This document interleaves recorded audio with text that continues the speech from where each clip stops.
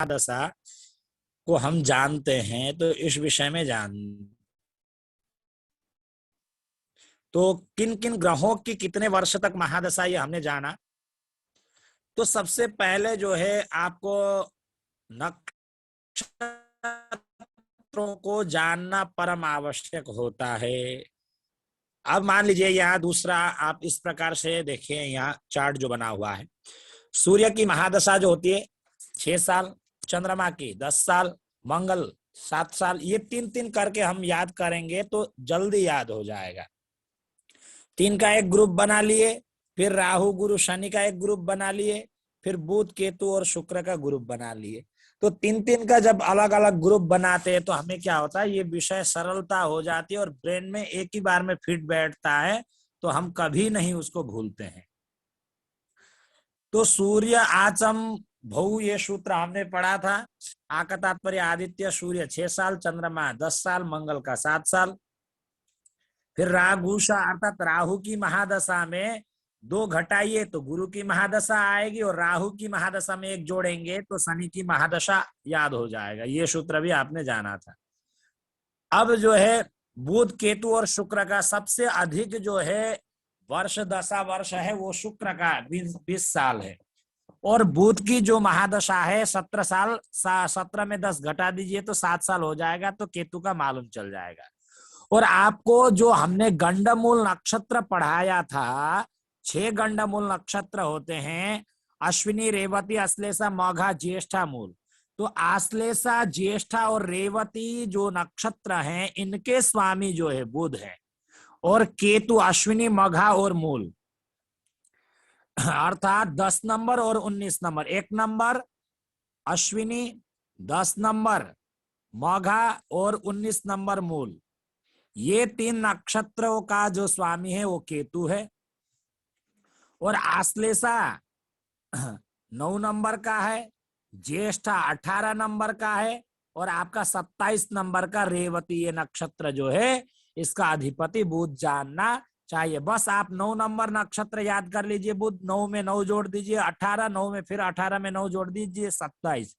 तो ये 3 नक्षत्रों का स्वामी होगा बुध, ठीक है।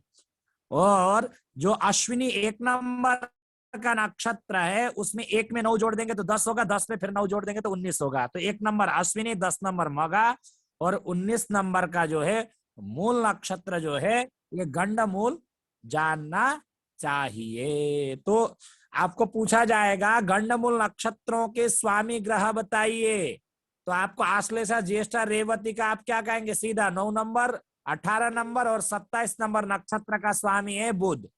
और 1 नंबर, 1 में 9 जोड़ देंगे तो 10, 10 में 9 जोड़ देंगे तो 19। ये 3 नक्षत्रों का स्वामी जो है केतु है। ये सभी को याद रहेगा ये पॉइंट। दिलीप जी अधिकारी जी, जी कुंदन। जी गुरुदेव। जी गुरुदेव। अब इसमें बात है कि देखिए, आपको नक्षत्रों को 27 नक्षत्र याद होना परम आवश्यक होता है। तो सूर्य की महादशा जिस नक्षत्र में प्रारंभ होता है वो नक्षत्र आप जान ले तो बाकी नक्षत्र आपको स्वतः ही याद हो जाएगा। अब आप क्या करेंगे, उंगलियों में जैसे कि मान लीजिए सूर्य की जो है कृत्तिका, कृत्तिका, उत्तरा फाल्गुनी और उत्तराषाढ़ा, ये 3 नक्षत्रों का स्वामी होता है सूर्य। तो आपको कृत्तिका का 9 क्रम से नक्षत्र आपको याद होना चाहिए। कृत्तिका, रोहिणी, मृगशिरा, आर्द्रा, पुनर्वसु, पुष्या, आश्लेषा, मघा। आश्लेषा और आपका जो है मघा और पूर्वा फाल्गुनी, ये अश्विनी भरणी जो है इधर से साइड में देना चाहिए, ये एक ही बात है, इधर दे आगे दिया है। तो आश्लेषा के बाद जो है मघा, फिर उसके बाद पूर्वा फाल्गुनी आएगा, ठीक है। तो यहाँ जो है आपको अश्विनी दिया हुआ है तो याद करने में थोड़ा कठिनाई हो जाए। आश्लेषा के बाद मघा और आश्लेषा, मघा, पूर्व फाल्गुनी और उत्तरा फाल्गुनी। तो पूर्व फाल्गुनी तक आपका जो है शुक्र स्वामी होता है, ठीक है। उत्तरा फाल्गुनी का सूर्य होता है, पूर्व फाल्गुनी का शुक्र होता है। तो क्रम से 9 नक्षत्र आपको याद होना चाहिए। अब मान लीजिए, अब कृत्तिका रोहिणी आप उंगली में गिनेंगे, कृत्तिका रोहिणी मृगशिरा आर्द्रा पुनर्वसु पुष्य आश्लेषा मघा और पूर्व फाल्गुनी, ये 9 नक्षत्र हुआ। तो किसी का इन 9 नक्षत्र के बीच में जो जन्म होगा तो आप क्रम से गिनेंगे, तो पुनर्वसु नक्षत्र में जन्म होगा तो आप कृत्तिका उंगली में गिनेंगे, कृत्तिका 1, रोहिणी 2, मृगशिरा 3, आर्द्रा 4, पुनर्वसु 5। तो किसी का पुनर्वसु नक्षत्र में जन्म हुआ तो उसका महादशा किसकी प्रारंभ होगी? तो हम सूत्र गिनेंगे, आ चम भू रा गु। तो गुरु 5 नंबर में पड़ रहा है, तो उसकी जो महादशा होगी जन्मकालीन, तो गुरु की महादशा से प्रारंभ जानना चाहिए। तो समझ में आ गया सभी को? जी गुरुदेव। अब जो है आपको 9 ये क्रम आपको याद होने के बाद फिर आप दूसरा क्रम आप में चले जाइए। उत्तरा फाल्गुनी, हस्त, चित्रा, स्वाति, विशाखा, अनुराधा, ज्येष्ठा और मूल पूर्वाषाढ़ा। मान लीजिए किसी का ज्येष्ठा नक्षत्र में जन्म लिया है, तो हम कौन सी ग्रह की महादशा प्रारंभ होगी? तो हम फिर क्या जाएंगे, पहले पंक्ति में नहीं है तो दूसरी पंक्ति में हम चले जाएंगे। तो दूसरे पंक्ति में आपको ये चार्ट दिखाऊंगा तो और सरलता होगी। ये दूसरी पंक्ति के चार्ट है, ये देखिए। उत्तरा फाल्गुनी, हस्ता, चित्रा, स्वाति, विशाखा, अनुराधा, ज्येष्ठा। तो ज्येष्ठा में जन्म हुआ तो हम गिनेंगे, उत्तरा फाल्गुनी 1, हस्ता 2, चित्रा 3, स्वाति 4, विशाखा 5, अनुराधा 6, ज्येष्ठा 7।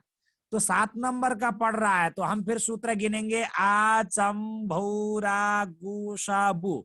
तो 7 नंबर का सूत्र क्या है? बुध। तो ज्येष्ठा नक्षत्र का जिसका जन्म हुआ है उसका बुध की महादशा जन्मकालीन रही होगी, ये 100% है। ठीक है। अब मान लीजिए किसी का उत्तरा भाद्रपद नक्षत्र में जन्म लिया है, तो हमें ये क्रम याद करना होगा, कृत्तिका, उत्तर फाल्गुनी और उत्तराषाढ़ा। तो उत्तराषाढ़ा से हम गिनेंगे, क्योंकि उत्तरा फाल्गुनी से अब कोई उत्तर भाद्रपद कितने नंबर का नक्षत्र है आपका? 26 नंबर का नक्षत्र है।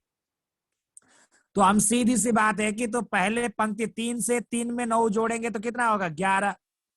अश्विनी यहाँ इस पंक्ति में नहीं है, इस पंक्ति में नहीं है, तो दूसरा पंक्ति का पहला प्रारंभ कहां से होगा? उत्तराषाढ़ा।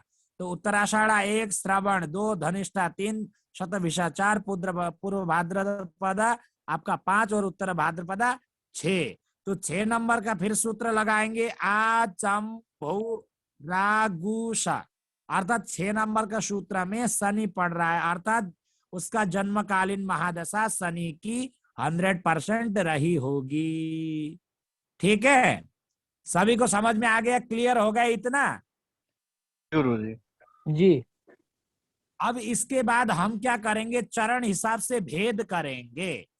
अब मान लीजिए कृत्तिका नक्षत्र जो है, इसका चरण जो है कौन कौन सा चरण है? तो आ ई उ ए कृत्तिका पड़ेगा। ठीक है। अब कृत्तिका नक्षत्र का अगर प्रथम चरण, द्वितीय चरण, तृतीय चरण और चतुर्थ चरण,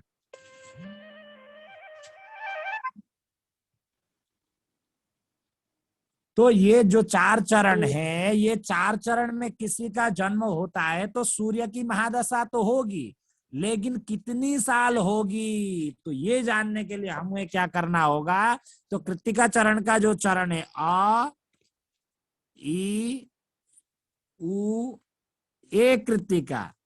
अब मान लीजिए किसी, नमस्कार म तपाईसँग भोलि कुरा गर्छु ल, अहिले अनलाइन पढाउँदैछु त। तो मान लीजिए किसी का नाम ईश्वर है, तो द्वितीय चरण से उनका नाम पड़ रहा है ईश्वर है, तो उनका अभी वर्तमान में आयु 25 साल का है।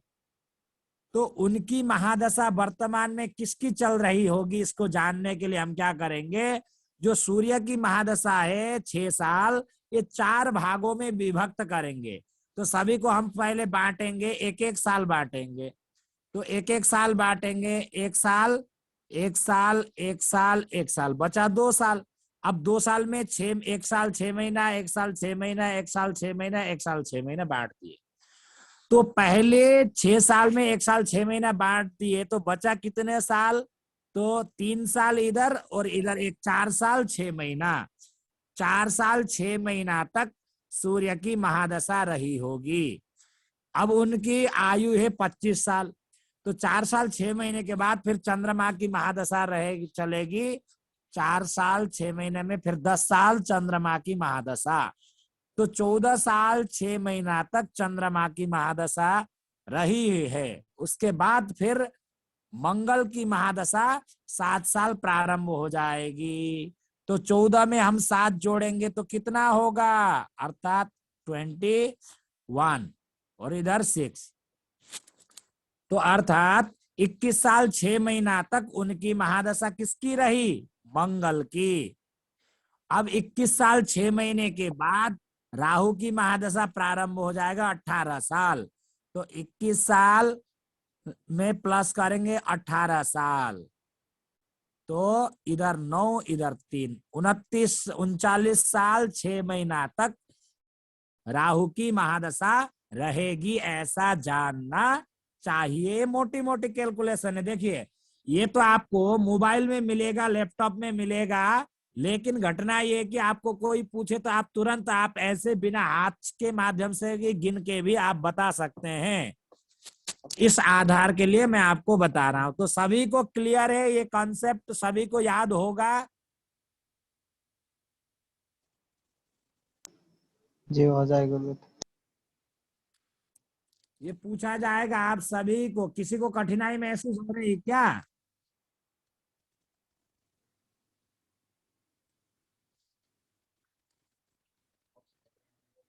ठीक है, चलिए आगे बढ़ते हैं। म्यूट कर लीजिए। गुरुदेव एक बार फिर से बता दें। अरे ये वीडियो रिकॉर्डिंग देख लीजिएगा। समय आगे पढ़ा नहीं पाएंगे, अभी समय बहुत कम है। अब एक ही चीज को ये कितने बार पढ़ा चुके हैं अश्विनी जी, आप इसी को पढ़ते रहेंगे तो कैसे काम चलेगा। ये देखिए 9 नक्षत्रों के क्रम है, 9 नक्षत्र और 100 टोटल 120 साल और नवग्रह है। ठीक है, अब हम जानते हैं कि अब किसकी महादशा शुभ होगी और किसकी महादशा अशुभ होगी। अब ये भी एक प्रश्न है। तो आपको टोटल पूछा जाएगा कि महादशा कितनी प्रकार की होती है, तो आप कहेंगे 42 प्रकार की होती है, 42। ठीक है, अब ये क्या कह रहे हैं कि आप किसी का भी कुंडली में कौन सी ग्रह की महादशा शुभ होगी और कौन सी ग्रह की महादशा अशुभ होगी, तो इस विषय में ग्रंथकार क्या कहते हैं, केंद्राधीश्वर कोण नायक दशाश्चांतर दशा शोभना। अर्थात केंद्र के अधीश्वर 1, 4, 7 और 10, और कह रहे हैं कोण, कोण का तात्पर्य पंचम और नवम। केंद्राधीश्वर कोण नायक दशा और अंतरदशा शोभना, अर्थात वो शुभ फल देने वाले होंगे। तो सभी को समझ में आ गया कौन से ग्रह की महादशा हमेशा शुभ फल देती है।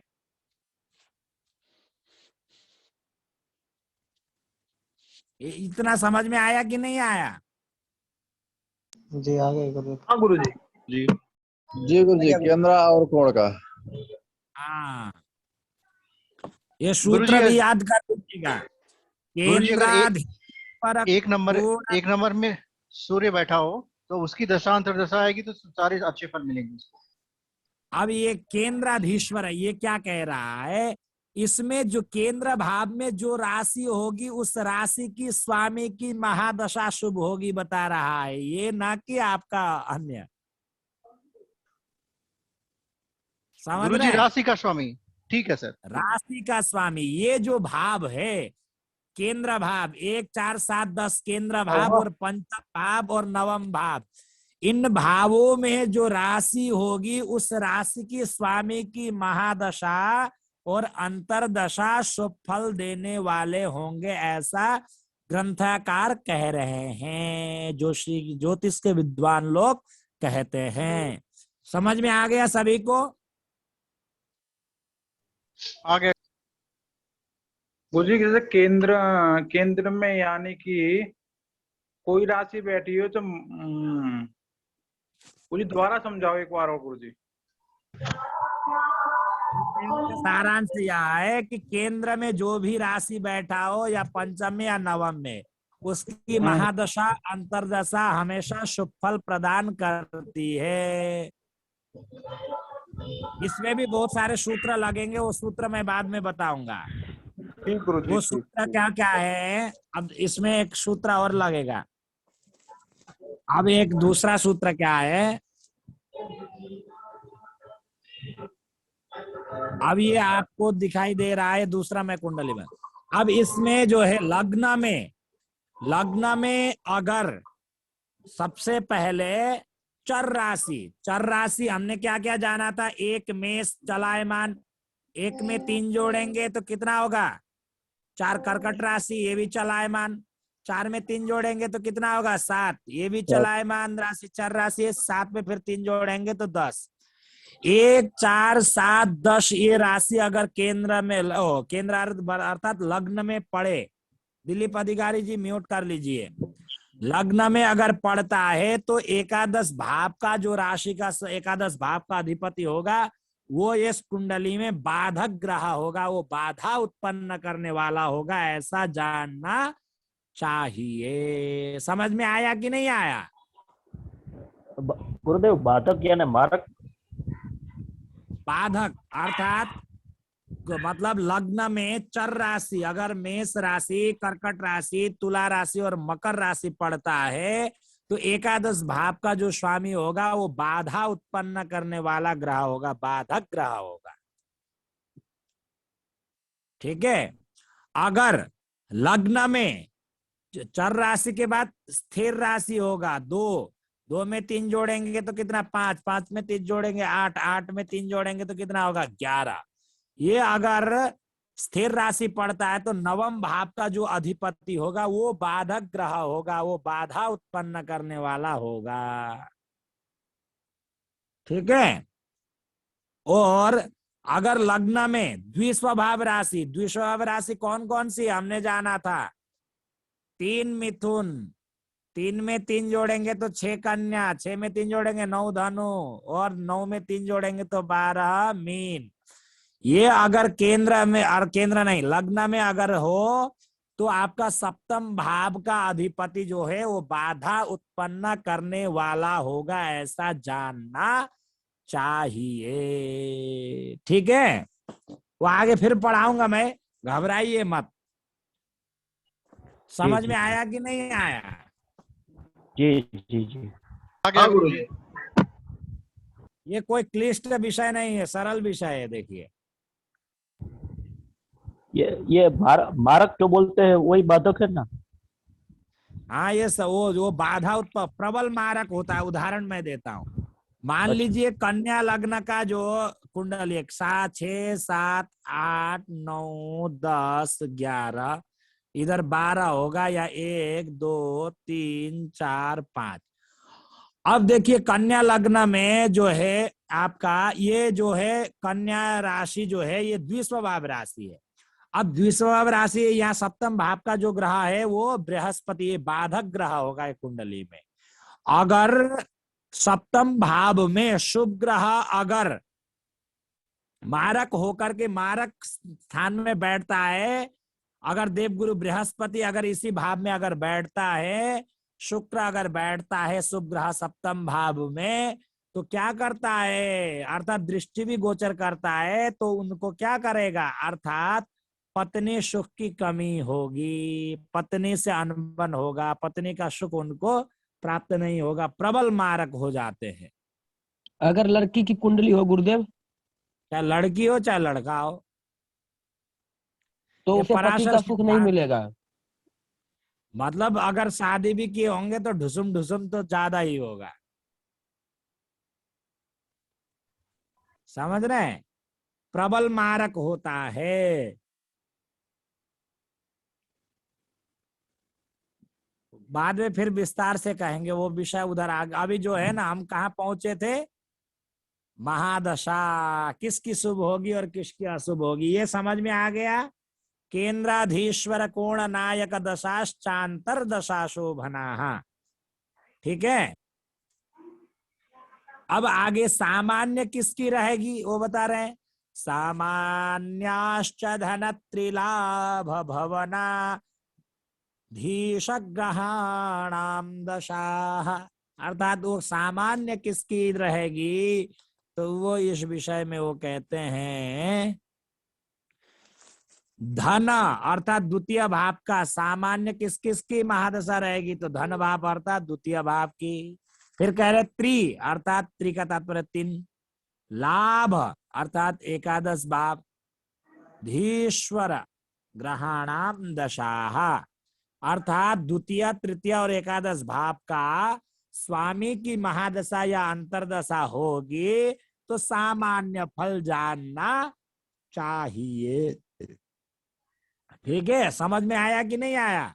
द्वितीय भाव, ये द्वितीय भाव तृतीय भाव और एकादश भाव में जो राशि होगी उस राशि की स्वामी की दशा और अंतरदशा में क्या होगा, अर्थात सामान्य फल होगा, ऐसा जानना चाहिए। ठीक है, चाहे गुरु जी ग्रह नीच का बैठा हो फिर ठीक भी है गुरु अच्छी जी। दशा रहेगी। सामान्य होगा। अब सामान्य में भी कटौती होगी। अच्छा गुरु जी, जैसे अब कि देखो, इसमें दूसरे भाव में यानी करक का नीच का मंगल हो गया तो उसकी दशा कैसी रहेगी, सामान्य रहेगी?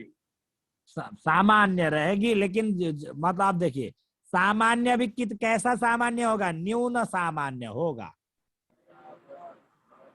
समझ रहे हैं बात को? जी गुरु जी।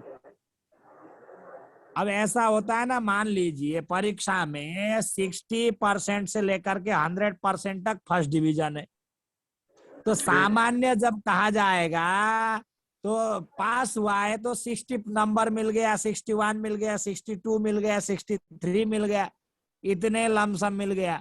तो सामान्य का आप देखा जाएगा तो अच्छे स्तर पर सामान्य होगा तो कहाँ पर होगा, 100 के आसपास होगा। निम्न सामान्य होगा तो 60 के आसपास होगा। समझ में आ गया कि नहीं आया? आ गया गुरु जी। गुरु जी, हाँ, गुरु जी ग्रह बैठा हुआ फल देगा, लेकिन जैसे कि गुरु जी किसी कुंडली को ले लीजिए, यानी कि षष्ठम भाव ले लीजिए और एकादश भाव, अब षष्ठम इसमें भाव पूरा इसमें देखिए सामान्य फल देगा जो बात बता रहे हैं। अब इसमें वो ग्रह को 2 पाप ग्रह या 2 से अधिक पाप ग्रह अगर उसको दृष्टि गोचर कर रहे हो या पाप ग्रहों के साथ बैठा हो या सूर्य के साथ बैठ करके अस्त हो रहा हो तो बिल्कुल भी वो फलहीन हो जाएगा, वो फल देने में असमर्थ हो जाएगा। ठीक है, जी। अब मान लीजिए आपके पास तो देखिए आपके पास ज्ञान है, बल है, सब चीज है, लेकिन अब दो शत्रु आपके आसपास में बैठे हैं, वहां दादागिरी करेंगे तो आपका प्राण भी हर सकते हैं, इसलिए वहां दादागिरी नहीं कर सकते। समझ रहे हैं? 2 पाप ग्रह या 2 से अधिक पाप ग्रह अगर किसी भाव को देखते हो या किसी ग्रह को भी देखते हो तो वो पीड़ित हो जाता है। ठीक है, चलिए अब आगे कहते हैं, क्या कह रहे हैं आगे, षष्टाष्टव्यय भावनाय कदशा कष्टा भवेयुः सदा। अर्थात कह रहे हैं छठे घर का और अष्टम घर का, क्योंकि छठा घर ये शत्रु घर है, ये आयु का घर है और ये व्यय का घर है, तो इनकी दशा अंतरदशा अशुभ होगी, ऐसा जानना चाहिए। ठीक है, नेतुर्लग्नम अवेक्षत तद्धिपात तद्दशा भुक्तिषु। इस प्रकार से जो है आपको किसकी महादशा शुभ रहेगी किसकी अशुभ रहेगी ये जानना चाहिए। फिर हर लग्न में जो होता है कौन कौन से ग्रह कारक होते हैं, कौन कौन से मारक होते हैं, कौन कौन से अकारक होते हैं, कौन कौन से बाधक होते हैं, ये भी जानना परम आवश्यक होता है। अब हमने तो ये बता दिया कि ये फल को देंगे। अब लेकिन इसकी महादशा मान लीजिए सूर्य की महादशा 6 साल है, क्या 6 साल ही सूर्य का महादशा फल देगा? बोले नहीं, तो उसके लिए क्या है, तो उसके लिए आगे बताते हैं। इतना तो समझ में आ गया ना? जय गुरुदेव। जी जी जी। आगे कह रहे हैं साधारणम विशिष्टम च। एक मिनट, इसको थोड़ा और बड़ा कर लेता हूं। साधारणम विशिष्टम च दशानां द्विविधम फलम ग्रहाणां च स्वभावेन स्थान स्थिति वशेन च। साधारणम विशिष्टम च दशानां द्विविधम फलम। साधारण और विशिष्ट ग्रहों की दो प्रकार की फल प्रदान करते हैं। बोले कैसे? ग्रहाणाम च स्वभावेन स्थान स्थिति वशेन च। ग्रहों के अपना स्वभाव के अनुसार फल देंगे और स्थानों के अनुसार भी फल देंगे। मान लीजिए दुष्ट व्यक्ति अगर राजा बनता है तो राजा का तो फल प्रदान करेगा ही करेगा, लेकिन अपना जो डीएनए में जो दुष्टता उसका स्वभाव है वो भी कहीं ना कहीं छलकता है, वो दुष्टता भी दिखाएगा ही दिखाएगा।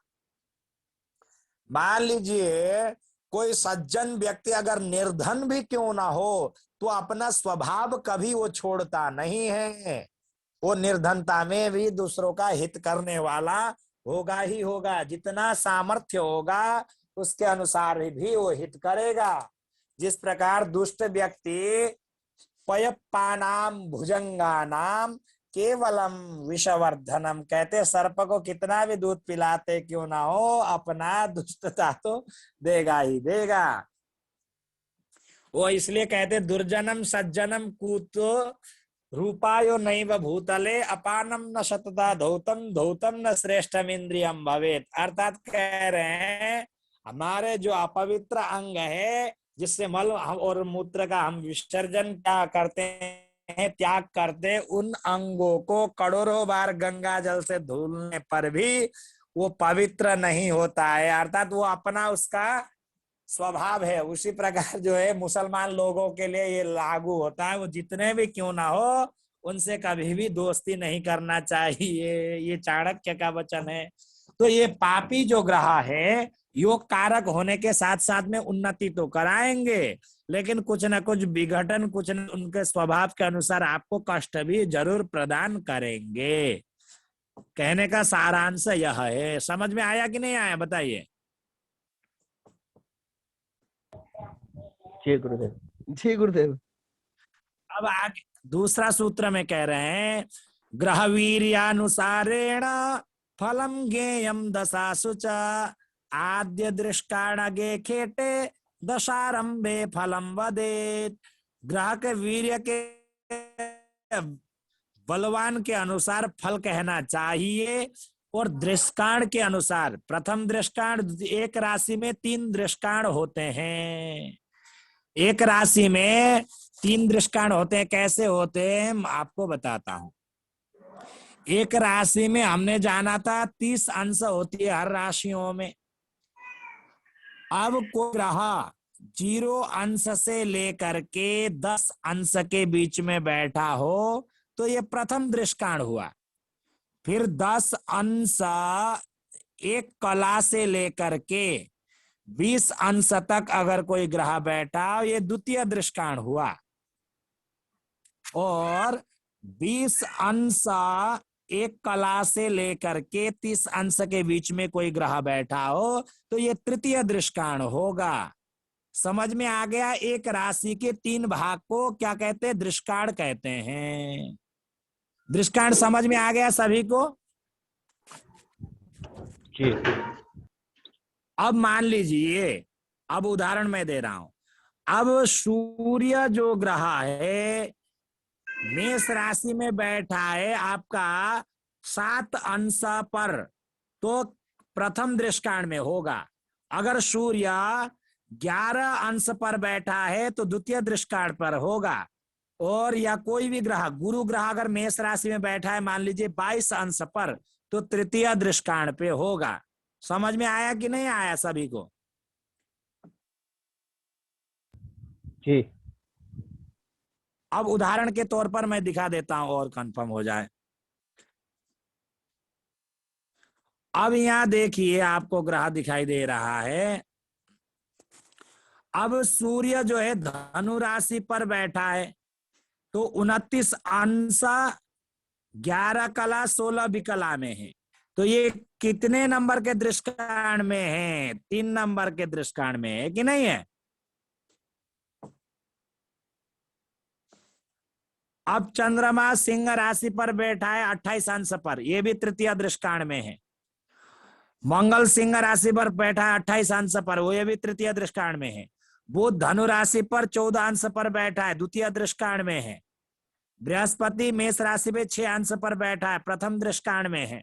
शुक्र कुंभ राशि पर 5 डिग्री पर बैठा है, तो प्रथम दृष्टांत में है। तुला राशि में शनि जो है 4 अंश पर है, तो प्रथम दृष्टांत में है। तो समझ में आया कि नहीं आया दृष्टांत कैसे देखा जाता है? जी जी। अब आ जानते हैं। अब देख लीजिए, अब कह रहे हैं दशा मध्य फलम वाच्यम मध्य दृष्टाणगे खगे अंते फलम तृतीयस्ते व्यस्तम खेटे च वक्रगे। कह रहे हैं साधारण और विशिष्ट ग्रहों की 2 प्रकार की दशाफल होती है।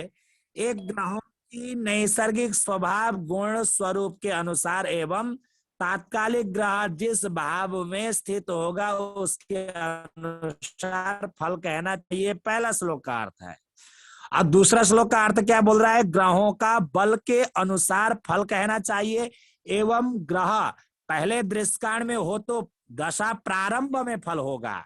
कोई ग्रह, इसलिए आद्य दृष्टांत आगे खेटे, खेटे का तात्पर्य ग्रह दशारंभे फलम वदेत, प्रथम दृष्टांत में होगा तो दशा जैसे ही प्रारंभ होगी तो प्रारंभ में फल को देने वाला होगा। मान लीजिए सूर्य की महादशा कृत्तिका उत्तरा फाल्गुनी उत्तराषाढ़ा में किसी का जन्म हुआ है, तो सूर्य प्रथम दृष्टांत में होगा, तो जैसे ही सूर्य की महादशा प्रारंभ होगी, चाहे शुभ होगा चाहे अशुभ होगा, वो आपको दशा की प्रारंभ में फल देने वाला होगा। अगर वो केंद्र और त्रिकोण का होगा तो शुभ फल देगा, द्वितीय पंचम द्वितीय तृतीय और एकादश का होगा तो मध्य फल देगा, और वो 6, 8, 12 का होगा तो अशुभ फल देगा। ऐसा जानना चाहिए। समझ में आया कि नहीं आया बताइए?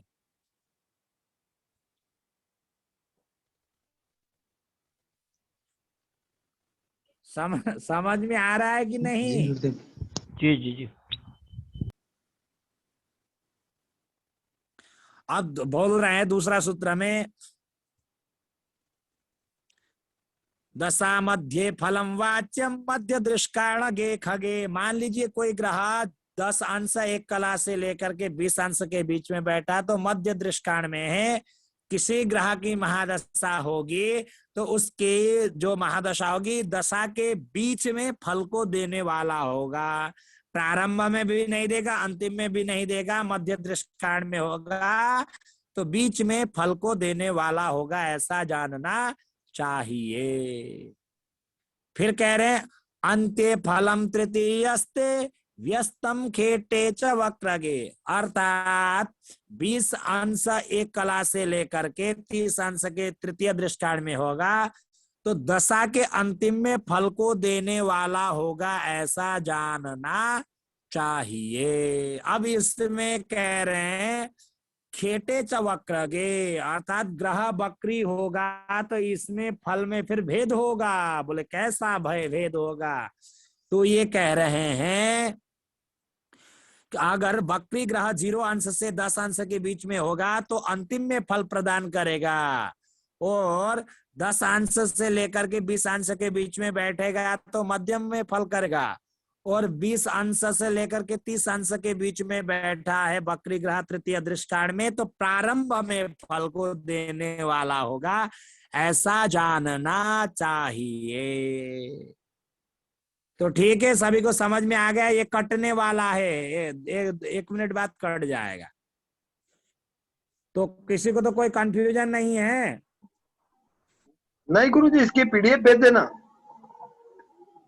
जी जी जी। ठीक है, तो आज के लिए इतना ही। सभी को नमो नमः।